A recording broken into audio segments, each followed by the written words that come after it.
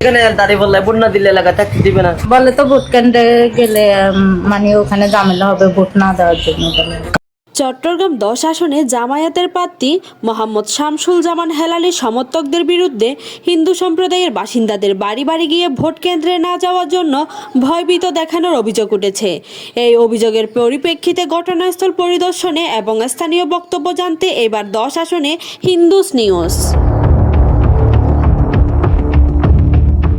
চট্টগ্রাম 10 আসনে মোট 4,96,000-এর মধ্যে প্রায় 88,000 ভোটার হিন্দু সম্প্রদায়ের, যা মোট ভোটারের 18%।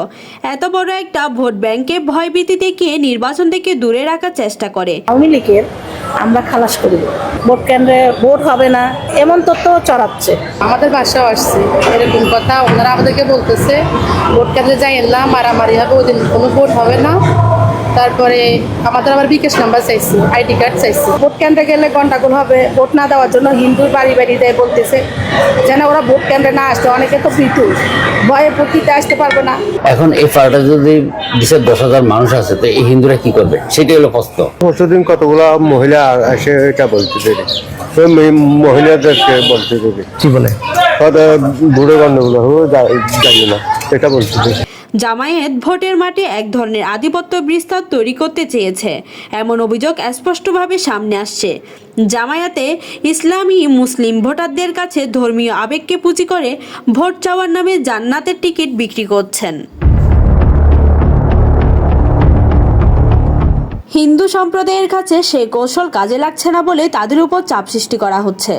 জামায়াত ইসলামী রাজনীতি বরাবরই এক ধরনের গুপ্ত কৌশলের উপর নির্ভরশীল। দলটি প্রকাশ্যে যত সরকার গঠনের মতো জনপ্রিয়তা দাবি করুক না কেন, বিশ্লেষকদের মতে বাস্তব চিত্র ভিন্ন।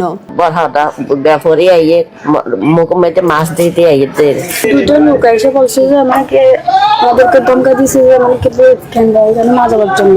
ওখানে নাকি বলে ঝগড়াঝাটি হবে, মারামারি হবে।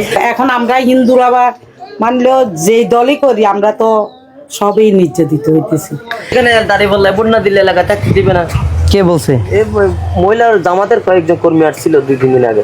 মানে এটা কি পুরুষরা বলে না মহিলা? মহিলারা বলছে, নিশ্চয়ই এদেরকে শিখে দিছে কেউ। পুরুষ না শিখে দিলে মহিলা সাহস আছে এই কথা বলার? তাদের এই আড়াল নির্ভর রাজনীতি বরং জনসমর্থনের সীমাবদ্ধতাকে স্পষ্ট করে তোলে। এটা ছিল ধর্ম দিয়ে যা চেষ্টা করছে ধর্মীয়ভাবে এটাকে বিভিন্ন গতিতে নেওয়ার। এখন যেটা হচ্ছে সেটা অর্থনৈতিকভাবে চেষ্টা হচ্ছে।